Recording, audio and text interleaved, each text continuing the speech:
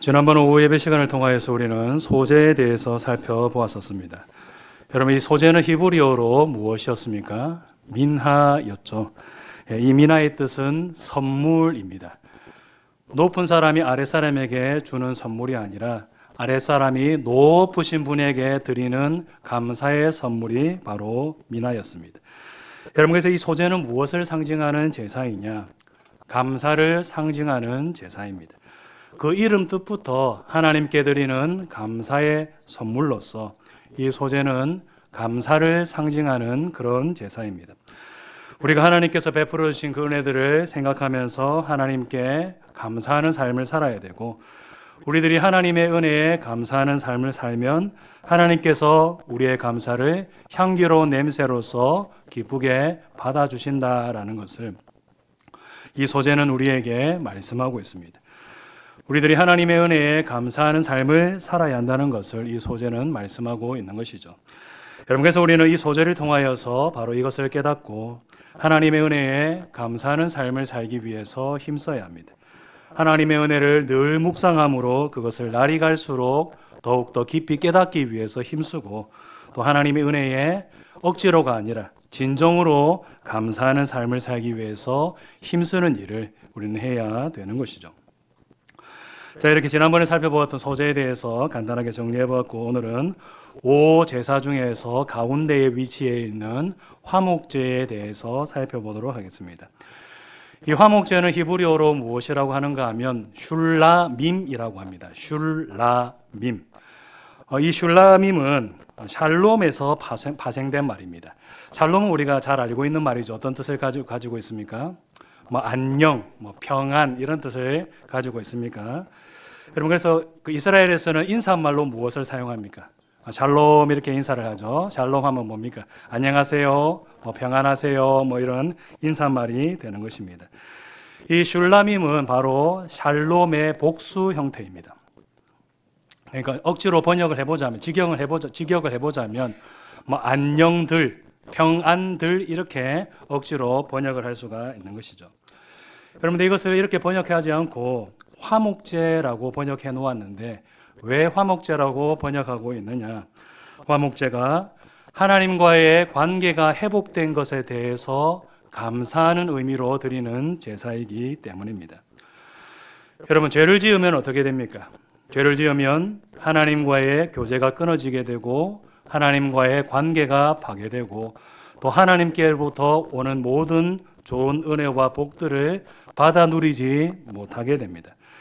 여러분들, 이제 하나님과의 관계가 회복되면 어떻게 됩니까? 이제 다시 하나님과 교제할 수 있게 되고 하나님께서 주시는 모든 좋은 것들을 받아 누릴 수 있게 됩니다. 여러분, 그래서 하나님과의 관계가 회복된 사람은 하나님과의 관계가 회복된 것에 대해서 기뻐하고 감사하면서 하나님께 제사를 드리는데, 그 제사가 뭐냐 하면 바로 슐라밈인 것입니다. 하나님과 깨어졌던 평안, 하나님과의 깨어졌던 그 관계가 다시 회복되어서 다시 하나님과 화목하게 된 것에 대해서 감사하며 드리는 제사가 바로 슐라밈인 것이죠. 여러분, 그래서 이 슐라밈을 뭐라고 번역해 놓았는가 하면 우리나라 말로 화목제라고 그렇게 번역을 해 놓은 것입니다.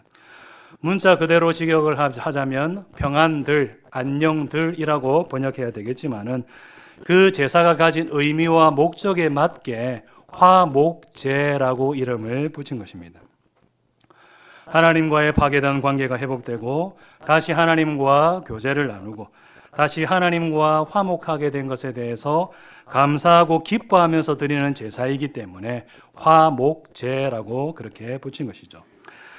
여러분, 이처럼 화목제는 하나님과의 관계가 회복된 것에 대해서 감사하며 드리는 제사입니다. 여러분, 그러면 하나님과의 관계가 회복되도록 만드는 제사는 어떤 제사일까요?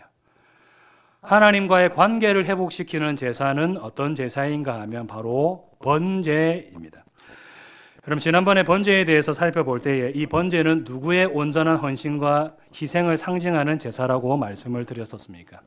예수 그리스도의 온전한 희생과 헌신을 상징하는 제사가 바로 번제다라고 그렇게 말씀을 드렸었죠.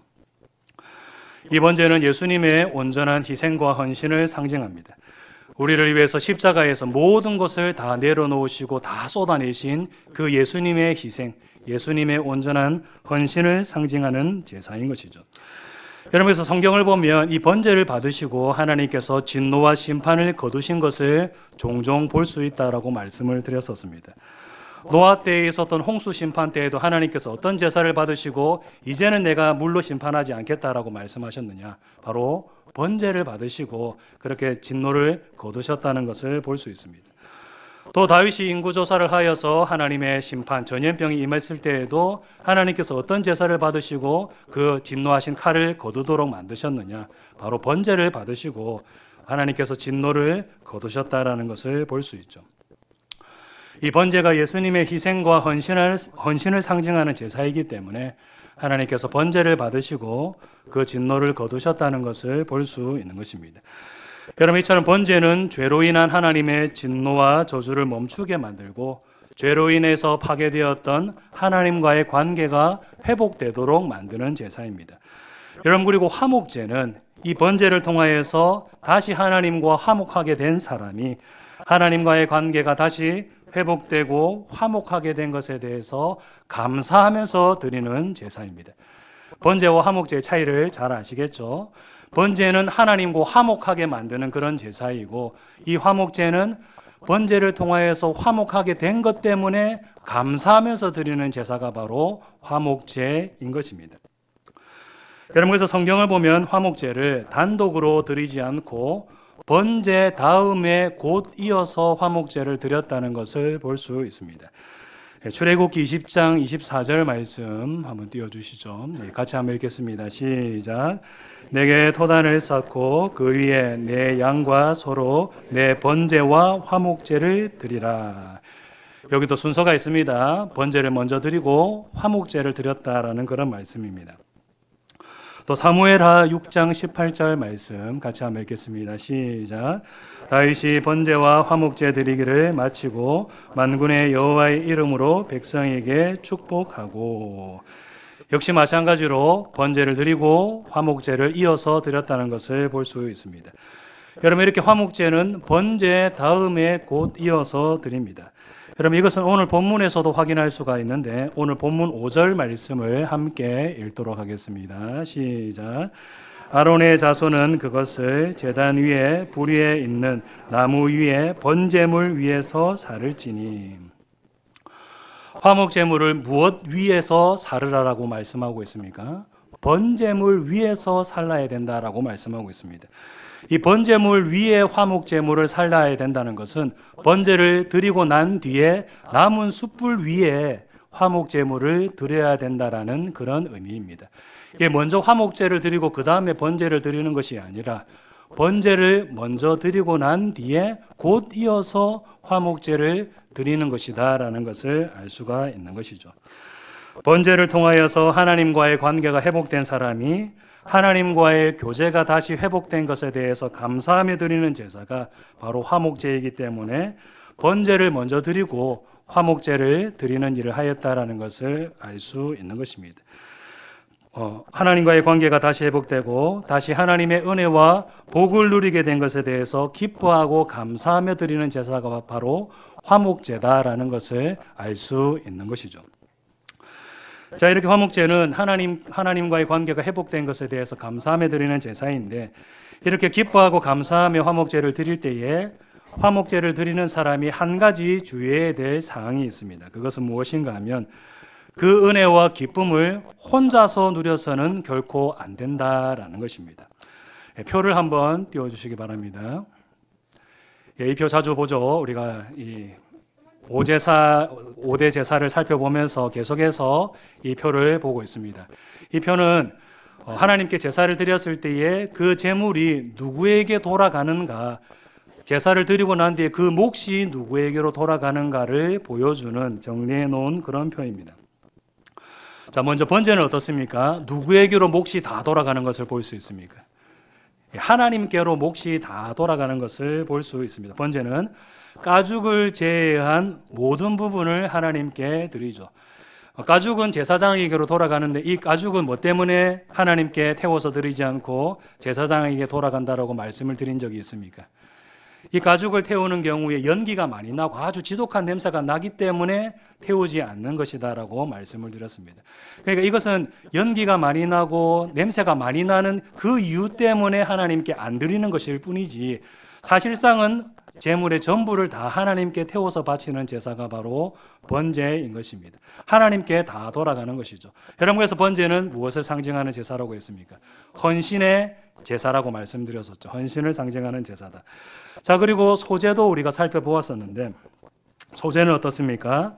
소제물 중 기념물로 불사른 부분이라고 되어 있습니다. 하나님께는 제사를 드리는 사람이 아무리 많이 드렸다고 하더라도 그 중에서 한 움큼만 취해가지고는 하나님께 기념물로 태워드린다라고 했습니다. 아무리 많이 드려도 다 태우지 않습니다. 한 움큼만 취해가지고는 기념물로 태우고 나머지는 다 누구에게로 돌아갑니까? 제사장이 싹수로 받아가서 그것으로 가족들이 먹고 살고 생활을 합니다. 그래서 이 소제는 제사장을 위하는 제사다라고 그렇게 말씀을 드렸습니다.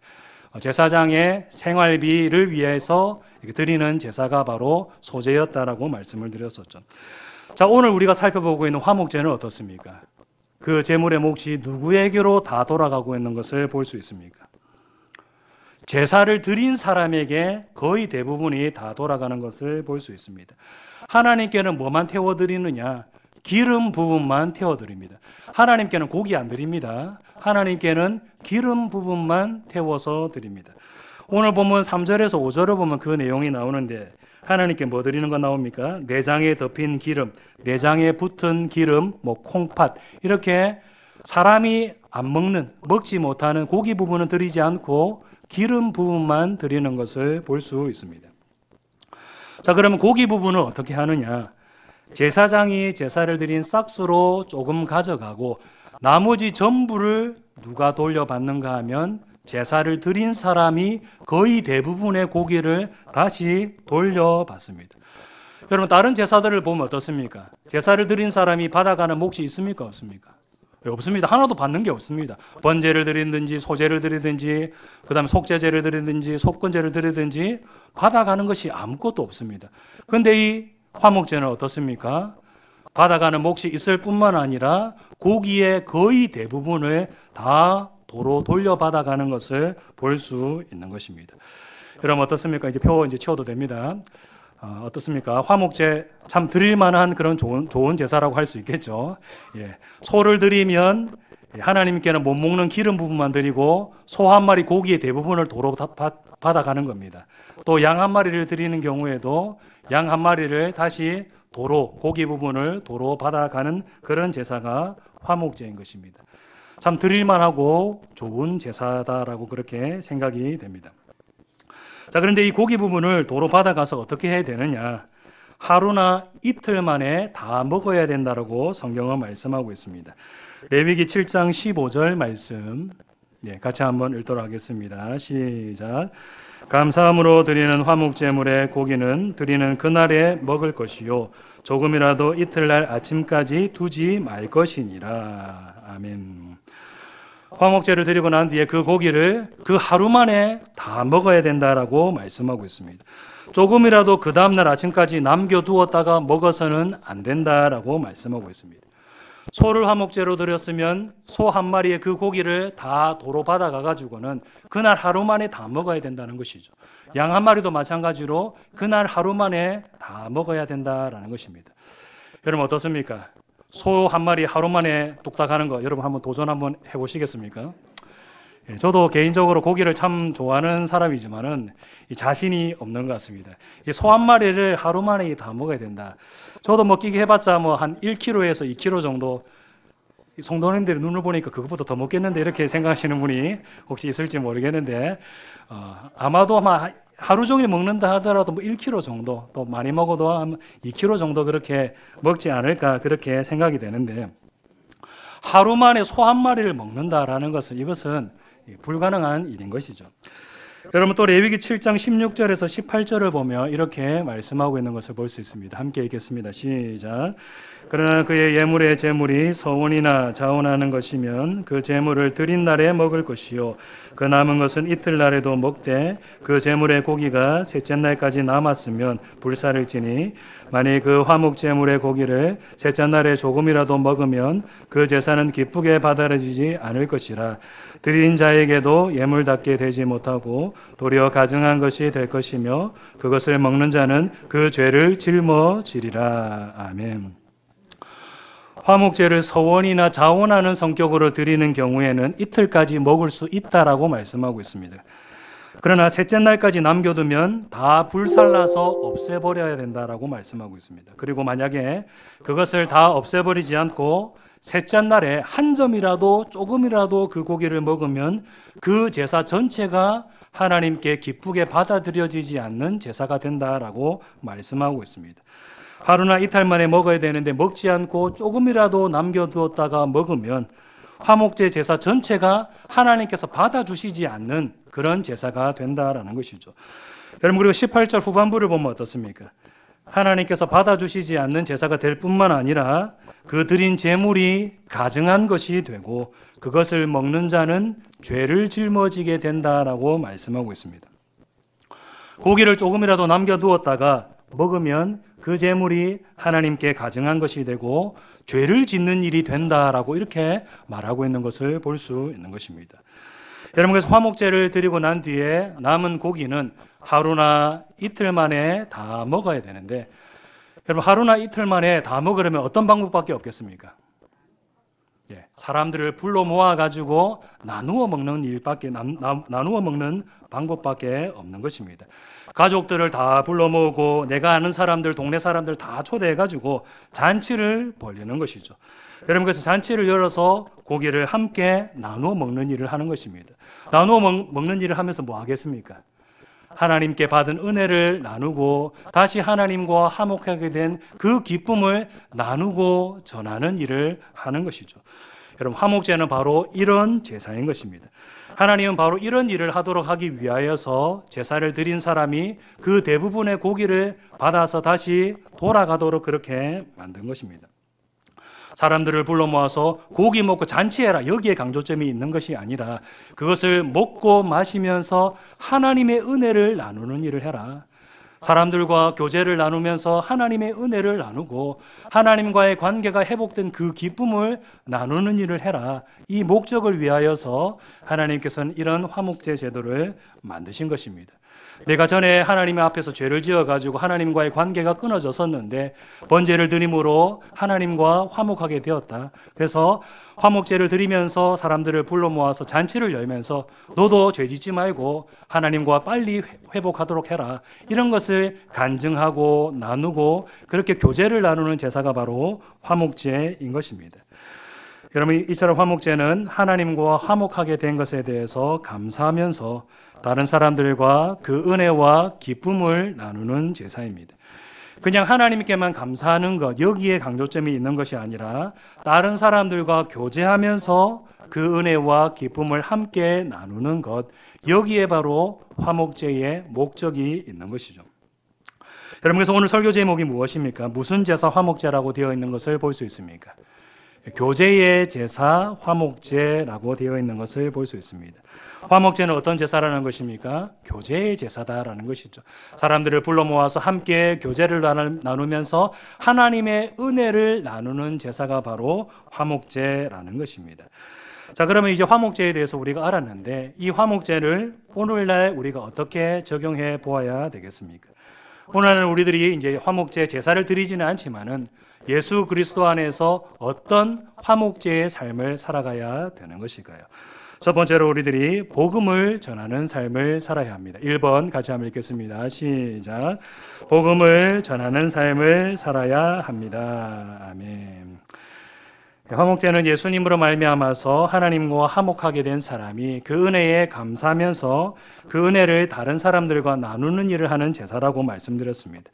자기 혼자만 그 은혜를 누리는 것이 아니라 다른 사람들과 그 은혜를 나누는 일을 하는 제사가 바로 화목제인데 우리가 이런 화목제의 삶을 살기 위해서 첫 번째로 해야 될 일이 무엇이겠습니까? 바로 복음을 전하는 일이 우리가 첫 번째로 해야 될 일인 것입니다.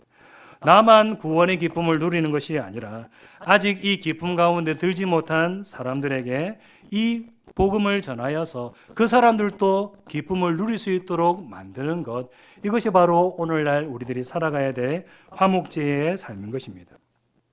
하나님과 화목하게 된 그 은혜와 기쁨을 나 혼자 누리는 것이 아니라 그 은혜를 나누고 전하는 일을 하는 것, 이것이 바로 오늘날 우리가 드려야 될 화목제의 삶이다라는 것이죠.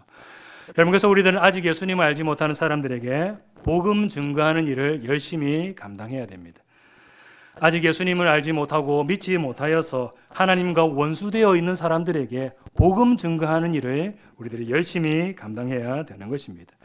그들에게 예수님을 전하여서 그들이 예수님을 바로 알고 예수님을 구주로 믿고 고백하여서 그들도 하나님과 화목할 수 있도록, 그들도 하나님과 교제하는 기쁨과 은혜를 누릴 수 있도록 그렇게 만드는 일을 우리가 잘 감당해야 되는 것이죠. 하나님과 화목해 된 그 기쁨과 은혜를 나 혼자만 누리는 일을 해서는 결코 안 되는 것입니다. 여러분, 오늘 우리가 살펴보았지만 화목제 제물을 나누지 않고 혼자서 그것을 먹는다, 그러면 그것이 어떻게 된다라고 말씀하고 있는 것을 우리가 살펴보았습니까? 그것이 가증한 것이 되고 죄가 된다라고 우리가 말씀을 살펴보았습니다. 하나님께서 주신 그 은혜를 나누지 아니하고 혼자만 먹는 것, 아까워서 혼자만 먹는 것, 그것은 하나님 앞에서 죄가 되는 일이다라는 것을 우리가 살펴보았는데, 여러분, 우리들도 마찬가지입니다. 복음을 전하지 않고 그 은혜를 나누지 않고 그 은혜를 나만 알고 있는 것, 그것은 하나님 앞에서 가증한 것이 되고 죄가 된다라는 것을 우리가 분명하게 기억해야 될 필요가 있는 것입니다. 여러분, 성경을 보면 어떻습니까? 우리들이 복음을 전해야 될 책임이 있다는 것을 강조하는 말씀들이 많이 나오는 것을 볼 수 있습니다. 특별히 에스겔서를 보면 우리들이 파수꾼으로서 영적 책임을 다해야 된다라고 말씀하고 있는데, 에스겔 33장 6절 말씀을 같이 한번 읽도록 하겠습니다. 시작. 그러나 칼이 임함을 파수꾼이 보고도 나팔을 불지 아니하여 백성에게 경고하지 아니하므로 그 중에 한 사람이 그 임하는 칼에 제거당하면 그는 자기의 죄악으로 말미암아 제거되려니와 그 죄는 내가 파수꾼의 손에서 찾으리라. 아멘. 파수꾼에게 책임을 묻는다라고 말씀하고 있습니다. 적군이 오는데도 불구하고 파수꾼이 그것을 보고도 전하지 않았다, 파수꾼으로서의 영적인 책임을 다하지 않았다, 그러면 하나님께서 그 책임을 물으시겠다라고 분명하게 말씀하고 있는 것을 볼 수 있는 것이죠. 또 에스겔 33장 8절 말씀 같이 한번 읽도록 하겠습니다. 시작. 가령 내가 악인에게 이르기를 악인아 너는 반드시 죽으리라 하였다 하자 내가 그 악인에게 말로 경고하여 그의 길에서 떠나게 하지 아니하면 그 악인은 자기 죄악으로 말미암아 죽으려니와 내가 그의 피를 내 손에서 찾으리라. 참으로 무서운 말씀입니다. 파수꾼이 그 영적인 책임을 다하지 않았을 때에 그 피를 네 손에서 찾겠다, 영적인 책임을 묻겠다라고 그렇게 말씀하고 있는 것을 볼 수 있는 것이죠. 성경은 이렇게 우리들이 복음을 전해야 될 책임이 있고 그 책임을 감당하지 않았을 때에 그 책임을 물으시겠다라고 분명하게 말씀하고 있는 것입니다. 나만 그 구원의 기쁨을 누리는 것이 아니라 다른 사람들에게도 그것을 전할 책임이 있다라고 분명하게 말씀하고 있는 것을 볼 수 있는 것이죠. 여러분, 그러므로 우리는 이 구원의 기쁨을 나 혼자만 누리는 것이 아니라 아직 이것을 알지 못하고 누리지 못하는 사람들에게 증거하고 전하는 일을 잘 감당해야 될 필요가 있는 것입니다. 구원의 은혜와 기쁨을 나누고 복음을 전하는 것, 이것이 바로 오늘날 우리에게 요구하시는 화목제의 삶이다. 하나님께서 바로 우리들이 이런 삶을 살기를 원하신다는 것을 바로 알고 복음을 전하는 일을 우리가 잘 감당해야 되는 것입니다. 여러분, 두 번째로 우리는 다른 사람들과 교제를 나눔으로 화목하게 지내는 일을 해야 합니다. 2번 같이 한번 읽겠습니다. 시작. 다른 사람들과 교제를 나눔으로 화목하게 지내는 일을 해야 합니다. 아멘. 화목제는 다른 말로 바꾸어 표현하면 어떻게 바꿀 수 있는가 하면 하나님과의 수직적인 교제가 회복된 사람이 사람들과도 수평적인 교제를 나누기 위해서 힘쓰는 제사다라고 말할 수가 있습니다. 같이 한번 화목제는 그거 띄워주십시오. 같이 한번 읽겠습니다. 시작. 화목제는 하나님과의 수직적인 교제가 회복된 사람이 사람들과도 수평적인 교제를 나누기 위해 힘쓰는 제사. 하나님과 화목하게 된 사람이 이제는 사람들과 수평적인 교제를 나누기 위해서 힘쓰는 제사가 바로 화목제입니다. 하나님과 화목하게 된 그 기쁨과 은혜를 나누고 그 화목함이 사람과의 관계에서도 이루어지도록 힘쓰는 일을 하는 제사가 바로 화목제인 것입니다. 하나님과 화목하게 된 것, 거기에 그냥 머물러 있는 것이 아니라 다른 사람들과도 화목하게 지내고 혹 사람과의 관계에서 끊어진 것이 있다면 그것을 회복하기 위해서 힘쓰는 것, 거기까지 나아가는 것이 진정한 화목제의 그런 목적인 것이죠. 하나님은 바로 이런 목적을 위하여서 고기를 도로 돌려주고 그것을 하루나 이틀 만에 다 먹도록 그렇게 만드신 것입니다. 나 고기 안 받아도 좋다. 나한테 고기 안 가져와도 좋다. 그거 네가 도로 들고 가서 사람들 불러 모아가지고 잔치 벌리면서 교제 나누어라. 그리고 혹시 관계가 파괴된 사람이 있다면 그 사람 불러와가지고 같이 먹고 마시면서 그 사람과 화해해라. 나와의 관계가 회복된 것만으로 네가 만족하지 말고 다른 사람들과의 관계도 회복될 수 있도록 힘써라. 바로 이것이 화목제의 목적인 것입니다. 이런 목적을 위하여서 하나님은 고기를 도로 받아가도록 그렇게 만드신 것이죠. 여러분, 우리들도 마찬가지입니다. 하나님께서 원하시는 화목제의 삶을 살기 위해서 힘써야 됩니다.